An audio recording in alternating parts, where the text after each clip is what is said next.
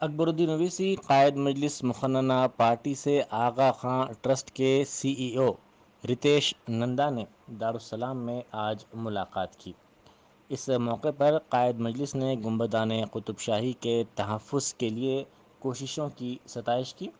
نندا نے کہا کہ آغا خاں ٹرسٹ 8 برس سے یہ کام کر رہا ہے اور گنبدان قطب شاہی کے تحفظ کا 75% کام مکمل کر لیا گیا ہے، بقیہ 25% کام 2025 تک مکمل کر لیا جائے گا۔